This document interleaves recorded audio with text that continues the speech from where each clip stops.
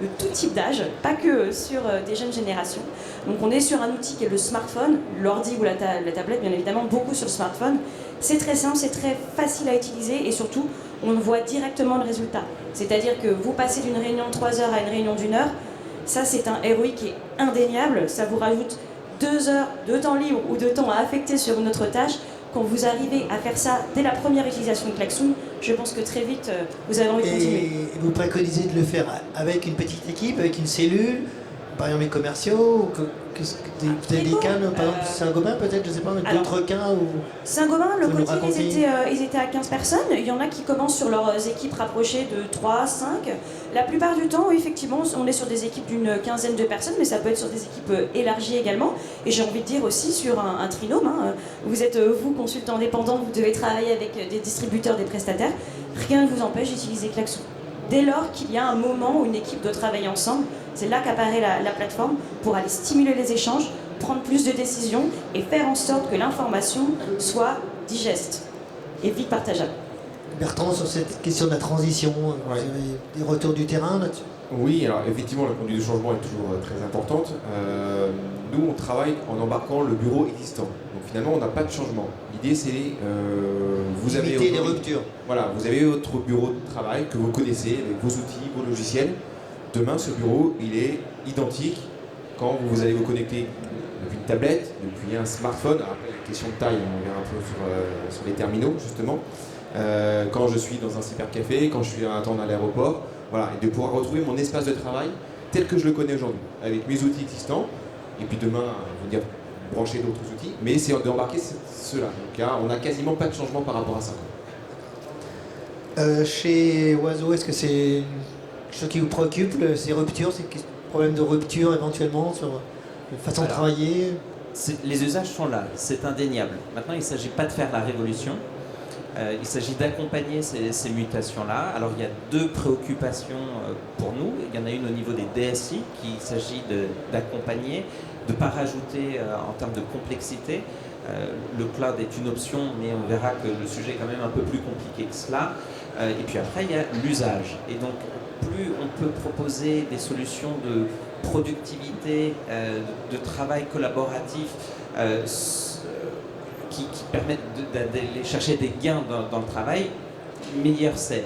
Toutefois, il ne faut pas qu'il y ait de rupture et plus on est en mesure d'accompagner progressivement ce mouvement-là, plus c'est réussi, ça favorise l'adoption. Vous venez de dire la transition, on avait prévu de parler du cloud et le mode connecté, non connecté, ça c'est quand même un vrai sujet ça. C'est-à-dire que si je me retrouve à un moment donné, et on le sait, ça arrive, même dans un train qui est avec Wi-Fi, on se retrouve déconnecté. Alors, mettre tout sur le cloud, c'est un risque ou on peut trouver une solution? Comment on fait? Alors, il y a plusieurs sujets là dans la question. La question du cloud ou du on-premise pour héberger des services de communication, c'est un vrai sujet. Nous, on part du principe qu'il n'y a pas de solution qui convient à tout le monde. Il n'y a pas de one size fits all. Du coup, le challenge, c'est d'offrir une solution qui soit évolutive et qui permette de capitaliser sur les investissements.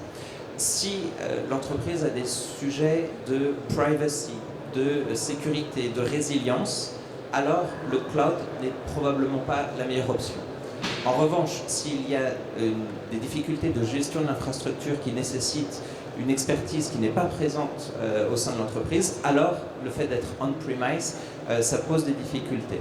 Nous, on a une approche qui est hybride et qui permet à nos clients, à nos partenaires de déployer des solutions qui sont évolutives. Donc, pourquoi pas de commencer dans le cloud et ensuite de reprendre le contrôle une fois que leur activité scale pour reprendre la main sur leur modèle économique, s'affranchir de problèmes qui peuvent être liés à leurs fournisseurs. Donc c'est l'un ou l'autre, c'est-à-dire on peut faire les deux aussi, hybride ou... Ça peut être en simultané, ça permet une architecture hybride.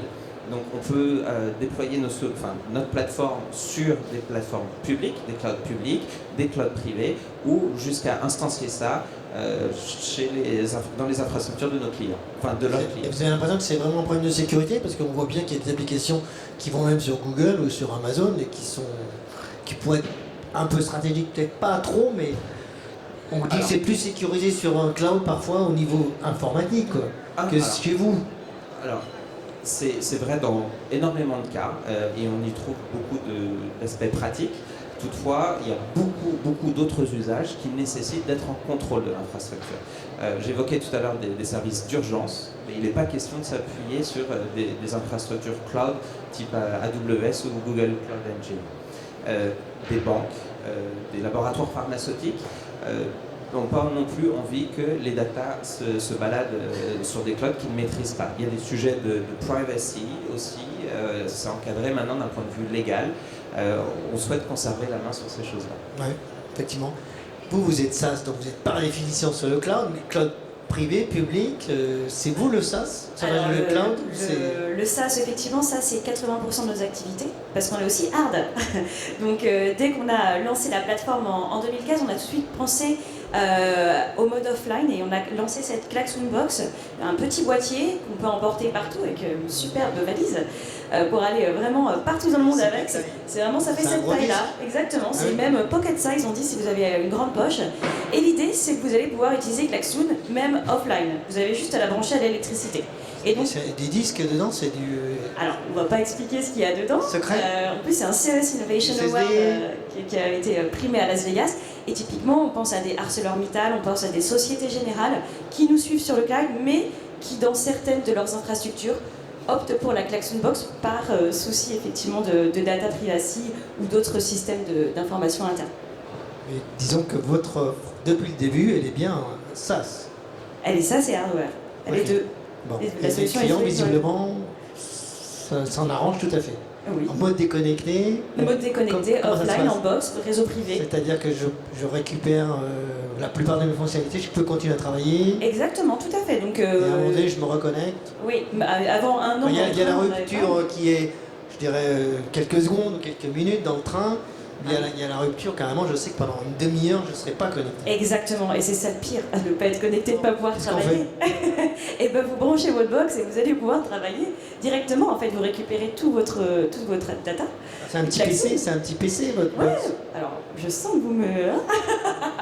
Non, effectivement. Moi, je ne suis pas tech, je travaille à la communication, donc je sais qu'à l'intérieur, il y a des technos qui ont été primés. Ce sont des technos uniques au monde, c'est pour ça qu'elles ont reçu ces prix-là, et qu'elles génèrent leur propre réseau Wi-Fi. Et elles mettent en puissance Klaxoon. Puis il y a j'imagine la couche sécurité aussi. Tout à fait, exactement. Sachez aussi que le cloud est 100% sécurisé. On a passé tout ce qui est contrôle de sécurité auprès de Thales, de Safran ou d'autres grands groupes. Et c'est quel cloud alors? C'est un cloud qui est hébergé en France et qui est aussi opéré par des opérateurs français. On ne dit pas qui. Ça commence par O ou non, on ne dit pas. Non? En fait, on a une stratégie multi-cloud. Ah voilà. J'allais vous le demander. Mais c'est vraiment selon les contrats qui vont être passés avec... c'est rassurant, de toute façon. Effectivement, c'est rassurant, ça va, vous pouvez on est flexible sur ces questions-là. Pas monosource, comme on dit, unisource. Bertrand, est-ce que cette question du cloud, de l'accès à distance, comment vous voyez ça? Ça fait peur ou au contraire, c'est devenu évident? De toute façon, je pense qu'on l'a compris, c'est que le cloud aujourd'hui, il faut faire de l'hybride. On a besoin de faire de l'on-premise, on a besoin d'avoir un mode déconnecté, on a besoin d'être connecté aussi. Nous, dans nos solutions, finalement, quand on s'adresse à des clients existants, on part souvent de l'on-premise parce que le bureau, à la base, il est de façon dans l'entreprise. Donc, il est hébergé dans l'entreprise. Donc maintenant, c'est de transiter ça vers du cloud, oui. On a les contraintes de données privées, données qui ne doivent pas être hébergées hors de France aussi. Nous, on travaille avec des experts comptables, des avocats. Là-dessus, ils sont encore un peu frileux aussi quand il faut aller vers le cloud. C'est la réglementation. Voilà, il y a des réglementations par rapport à ça. On peut parler de prismes et autres sur... Maintenant, les grands groupes aujourd'hui, on verra aussi avec Microsoft, viennent mettre des data centers en France pour respecter la législation aussi française ou européenne. Donc le cloud, après, il y a ses aspects sécurisés. Et puis on peut faire du cloud hébergé finalement chez le client. Voilà. Ce que tu fais aussi, Jérôme, finalement avec vos solutions. Nous on fait la même chose, c'est qu'on peut très cloud bien... privé. Voilà, ça devient un cloud privé. C'est ça. C'est qu'effectivement nos données elles sont toujours dans ma société. C'est moi qui les gère, c'est moi qui les administre, c'est moi qui les sécurise. Donc il y a aussi des points importants par rapport à ça. C'est vrai que quand on va vers le cloud, on se décharge de toute cette partie-là. Mais je peux donner accès à des informations tout de suite à mes collaborateurs en mobilité. Et également en mode déconnecté, parce que le bureau mobile, nous dans notre technologie, ce qu'on met en place, on retrouve son bureau, peu importe effectivement là où je me connecte. Je me connecte. Dans cette phrase-là, je me connecte, donc j'ai besoin de réseau. En revanche, on a des solutions complémentaires qui permettent aussi d'accéder à un certain nombre d'informations, notamment faire de la synchronisation de fichiers. On connaît tous les Dropbox ou autres, qui sont déjà des solutions de mobilité très simples à mettre en œuvre et qui permettent d'accéder à mes documents partagés avec mes collaborateurs tout le temps, parce que finalement j'ai une synchronisation en continu. Quand je suis connecté, ça se synchronise. Dès que je suis dessus, j'ai mes fichiers en local, je peux travailler dessus, et dès que je vais retrouver une connexion, ça va se synchroniser. Vous essayez de l'automatiser aussi, je veux dire, la resynchronisation, elle peut se faire automatiquement dès que l'équipement, le terminal voit qu'il a retrouvé une connexion? Oui, mais ça c'est important, parce que mettre une synchronisation manuelle, c'est le meilleur moyen de cacher l'expérience utilisateur et de se retrouver avec, comme avant, finalement, des données qui ne sont pas à jour à droite à gauche. Donc il faut effectivement tout de suite avoir une réflexion sur la synchronisation automatique. Voilà. L'utilisateur ne se pose pas de questions. En revanche, il faut l'informer pour lui dire attention, vous êtes en mode notification non connecté actuellement. Voilà. Il faut lui dire. Ouais. Chez DigiBirds, connecté, non connecté, le cloud. Alors, vous l'avez peut-être compris, nous on a deux aspects, deux volets. On a le volet administration, organisation de l'information, ça se fait. Il faut être connecté, bien sûr, sur un web browser. Donc nous, notre solution, nous on recommande fortement le cloud. Notre solution, elle est hébergée pour des raisons économiques, pour des raisons de simplicité d'utilisation. Et vous avez la partie mobile. Et là, pour le coup, nous on a été obligés d'y penser depuis le début, parce que dans un cockpit, par définition, lorsque vous êtes à 10 km d'altitude, il n'y a pas de connexion. Enfin, il y en a de plus en plus, mais en tout cas, il y a 10 ans, il n'y en avait pas. Et donc là, obligatoirement, il faut que l'application marche offline. Et l'application, elle marche complètement offline. Vous travaillez sur vos documents offline, et dès que vous avez la connectivité, en mode automatique d'ailleurs, et bien tout ce que vous faites est synchronisé. Voilà, donc on a vraiment les deux volets. De nouveau, la partie mobile, ça marche offline. En revanche, la partie, on va dire, gestion, organisation, forcément, il faut un réseau. Et les ressources cloud, elles sont où? C'est qui? C'est pas le sujet, c'est un grand provider que tout le monde connaît, voilà, qui commence par un A. On peut imaginer, d'accord. Mais c'est de nouveau, dans l'aérien, on ne peut pas rigoler avec la sécurité et la sécurité des données. Tout est parfaitement sécurisé, fiabilisé. Et dupliqué, bien sûr. Je rebondis justement sur ça et aussi à côté. De toute façon, aujourd'hui, avec la RGPD, vous pouvez exiger, et de toute façon, tout le monde doit dire où sont hébergées ces données. Alors, c'est en Europe pour ce qui nous concerne. Une remarque là-dessus? Un complément? Sur le fait que la réglementation doit effectivement obliger une certaine transparence. On a toujours été transparent à ce niveau-là. De toute façon, Klaxon étant lancé en 2015, il y avait déjà ce prisme de la RGPD qui était devant nous. Donc, dès le départ, ces questions auprès de ses clients ont été tout de suite réglées. Et on a une équipe de 3 personnes maintenant aujourd'hui qui est en mesure de répondre à toutes ces questions et bien sûr d'être compliante sur tous les cahiers des charges de nos utilisateurs dans le monde entier. Jérôme. Et pour notre part, on offre à nos utilisateurs, aux utilisateurs de notre plateforme, la possibilité d'être compliant avec la législation. Sur le point cloud, on peut dire qu'on a peut-être pas fait le tour complet, mais préparez des questions dans la salle. Je vois qu'on approche des 5 dernières minutes, 7 dernières minutes. N'hésitez pas à préparer vos questions. Il nous reste quelques points à aborder. C'est en particulier, oui, c'est les terminaux. C'est effectivement, on l'a déjà bien abordé. Bon, vous, j'imagine que... Alors, la visioconférence, par exemple, entre une belle salle de visioconférence, peut-être que les grands groupes Saint-Gobain, probablement ça, mais j'ai un smartphone aujourd'hui, est-ce que je peux participer à une conférence avec un smartphone? C'est tout l'intérêt, c'est de se dire qu'aujourd'hui, on travaille beaucoup avec des personnes de la défense qui sont assez sympas, mais on n'a plus de place, on est en flex office, on doit partager les bureaux, les salles de réunion, elles sont toujours réservées, je ne peux jamais les avoir avec le superbe écran. Et donc nous on s'est dit, l'idée avec Klaxon c'est de faire en sorte que son bureau il est partout. Le bureau il est dans le smartphone, le bureau il est sur la tablette, sur l'ordinateur, d'où que vous soyez. Et en plus de ça, on a également lancé un autre hardware qui est le meeting board, qui est un écran tactile. Quoi? Le meeting board, le board de la réunion si vous voulez. On l'a lancé à Las Vegas en 2017. L'idée de ce meeting board c'est un écran tactile sur roulette qui va vous permettre au final de recréer des espaces de travail intelligents partout. Vous pouvez l'emmener dans une cafétéria, Vous pouvez l'emmener dans un coin de bureau et vous allez pouvoir reproduire une salle de réunion. Vous n'avez plus besoin d'avoir 4 murs, une superbe pieuvre sur la table et un écran de je ne sais pas combien de pouces pour pouvoir faire une réunion. Non, vous pouvez vous réunir partout et ça a été un vrai succès.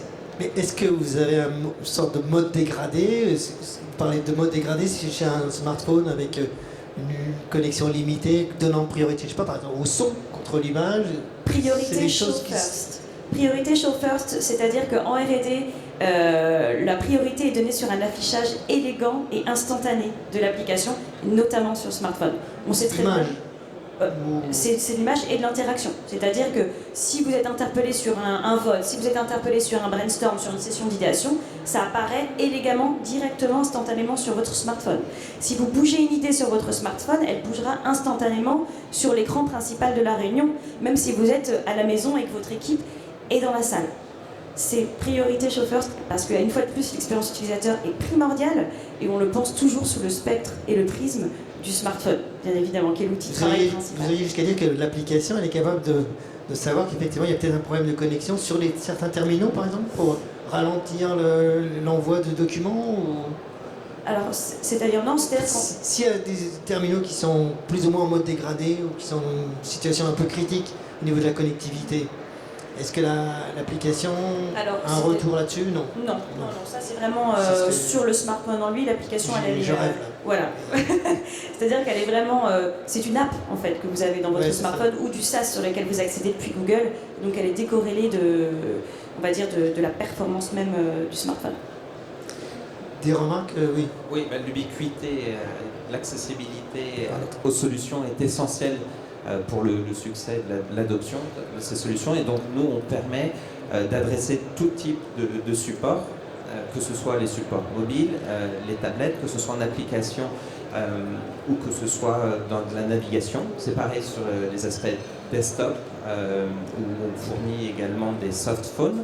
Et puis on étend ça même aussi à une solution qui est existante et qu'on ne veut pas mettre de côté, c'est les téléphones plastiques que vous voyez toujours sur les bureaux. Je sais pas comment les téléphones, l'ancien téléphone quoi. C'est ça, les téléphones. Mais qui sont IP.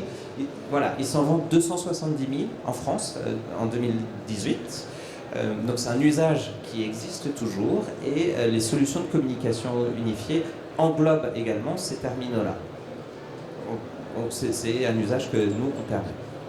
D'autres sur les terminaux, je pense qu'on a fait un peu le tour de la question. On peut prendre une ou des questions dans la salle, puisqu'on s'approche de la conclusion. Est-ce que quelqu'un, voilà, je pense que vous aurez 2-3 questions. Est-ce qu'on a un micro peut-être? Sinon, si vous parlez fort, on va vous passer un micro, c'est mieux. Vous pourrez dire qui vous êtes, si vous êtes plutôt développeur. On va vous passer là.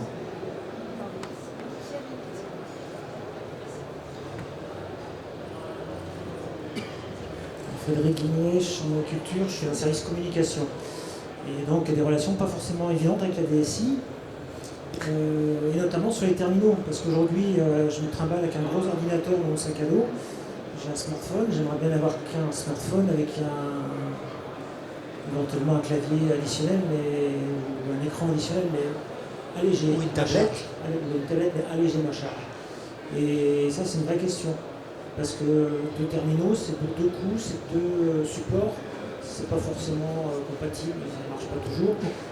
Et ça, c'est une vraie question. C'est-à-dire que l'an dernier, j'avais vu sur le salon une marque Auxence qui proposait une solution de brancher votre smartphone comme un ordinateur. En fait, je ne l'ai pas vu cette année, donc je ne sais pas, c'est passé de mode, c'est pas encore. Ce qu'on appelle peut-être des phablettes, c'est ça? Les gros smartphones, vous voulez dire? Vous transformez votre smartphone en ordinateur. C'est-à-dire que vous retrouvez votre environnement de bureau, tout dans le cloud bien sûr, et vous avez votre environnement de bureau sur le smartphone. Le smartphone, c'est l'ordi. Qui a une idée là-dessus sur les... Juste sur cette partie effectivement matérielle, donc je vois de quoi vous parlez effectivement. Windows avait commencé à faire ce genre de solution où effectivement je branchais mon téléphone sur un écran et je retrouvais mon interface, donc c'était la partie Windows mobile, sur un plus grand écran et adapté effectivement. Android a aussi commencé à faire ça, Samsung l'a fait, d'autres, voilà. Chez Apple, pas trop encore. Après, il faut savoir que finalement sur un smartphone, vous ne faites pas la même chose que sur une tablette non plus. On peut facilement, effectivement, quand on travaille bien l'expérience utilisateur, faire beaucoup de choses, mais il y a encore des usages qui sont peut-être un peu compliqués. Voir des tableaux de bord, remplir des chiffres, effectivement, c'est plus agréable sur un écran un peu plus grand. Donc effectivement, aujourd'hui, on a les deux terminaux. On a le terminal fourni par l'entreprise, on a le terminal qu'on amène nous-mêmes, son propre terminal. Demain, ça va peut-être être plutôt finalement avec des terminaux qui vont pouvoir s'adapter avec les écrans souples, les écrans effectivement qui vont pouvoir s'agrandir, et finalement avoir un téléphone petit qui tient encore dans la poche, pocket size, mais sur lequel je vais pouvoir éventuellement le déplier et brancher autour d'autres solutions. Oui, soit l'écran suffit et on a un add-on avec un clavier, parce que les très grands smartphones aujourd'hui, ce qu'on appelle les phablettes, ça pourrait répondre, non? Les smartphones sont de plus en plus grands de toute façon. Chez DigiBird, vous avez, parce que vous aviez commencé sur une tablette, l'iPad, parce qu'aujourd'hui on dit que le marché de tablettes ne s'effondre pas, mais a beaucoup diminué, et qu'est-ce que vous pensez? Non, alors par rapport à votre question, en fait, votre souci, c'est vous voulez avoir un matériel à travers lequel vous retrouvez les informations dont vous avez besoin. C'est ça que... Aujourd'hui, si on a un téléphone, si on a une tablette, c'est trop grand, il faut quand même le téléphone, parce que je ne téléphone pas qu'une tablette. Dans la rue, c'est pas pratique. L'ordinateur, le portable, c'est grand, c'est gros, ça pèse du poids. C'est en fait, on se cite de son mobilité, des gens qui ont besoin en gros d'Internet, une fibre bureautique, le smartphone est suffisant pour porter ça, et puis les applications. Par contre, on a besoin d'un écran plus grand de temps en temps, donc, et pas forcément une surface non plus, parce qu'après il y a des problèmes de coût pour les entreprises quand il faut en acheter 650 ou des milliers. Parce que 3, on ne peut pas avoir le smartphone, la tablette et le PC, c'est pas possible. Économiquement, ça passe pas. Alors nous, on n'est pas fournisseur de matériel, mais je rejoins ce que tu disais, c'est-à-dire que sur un smartphone, vous ne pourrez pas faire tout ce que vous avez besoin de faire, comme comment dirais-je, remplir des rapports d'intervention si vous êtes technicien, remplir un rapport, écrire. Vous ne pourrez pas, de toute façon, vous avez une limitation physique.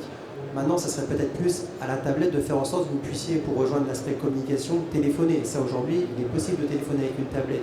Donc moi, en tout cas de notre point de vue, l'idéal, c'est d'avoir une tablette la plus petite possible, iPad mini ou quoi que ce soit, avec laquelle vous pouvez appeler, mais également accéder à votre espace de travail. Et ça, vous avez des plateformes collaboratives, notamment ce qu'on propose, qui vous permettent d'y accéder en tout lieu, à tout moment. Donc, en tout cas, le téléphone, en tout cas à ma connaissance, aujourd'hui, ne vous permettra pas de faire tout ce que vous avez besoin de faire en mobilité. Peut-être la formule serait d'un retour de la tablette comme écran, en fait, d'affichage. Oui, ce qu'elle n'a jamais cessé d'être, la tablette. Ça veut dire qu'on garde quand même son téléphone, son smartphone pour téléphoner. Absolument, absolument. Et les applications le permettent, ça, c'est-à-dire que simultanément, en synchrone, on a accès téléphone, mais l'affichage. Peut-être qu'en Bluetooth, je peux afficher sur mon smartphone. De dupliquer l'information de l'environnement, absolument. Double écran, affichage double écran. Windows le permet, mais je ne sais pas si vous avez des applications qui font ça. Dans les développements, c'est quelque chose qui est demandé, ça. Ce serait la solution. Une connexion. Je ne suis pas positionné là-dessus, donc je ne me positionnerai pas sur la duplication. Mais voilà, cette duplication d'écran, on est contraint par rapport à ce que les fournisseurs hardware nous proposent. Voilà. On s'attaque, quand on est sur la partie smartphone, dupliquer, on ne peut pas faire. Si. On peut créer des applications qui permettent de faire la duplication, parce que finalement, Klaxon, quand j'ai mon interface mobile, j'ai mon interface identique sur le tableau. Voilà. Maintenant, embarquer toute la couche, tout l'environnement bureau, c'est un petit peu plus complexe. Donc il y a des solutions qui peuvent être packagées par rapport à ça. Mais effectivement, la partie hardware, de pouvoir brancher mon téléphone et dupliquer vers un écran plus grand et juste avoir un petit clavier en plus qui se déplie. Bonne question. Très bonne. Quoi. Bon. Est-ce qu'il y a encore une question peut-être? Sinon, on est arrivé à la conclusion de cette session. Voilà, eh bien, on vous remercie beaucoup, nos intervenants. Je pense qu'on a essayé de faire le tour dans les 52 minutes. Merci beaucoup, on peut les applaudir. C'était très concret. Merci. À très bientôt pour la suite de cette session, conférence.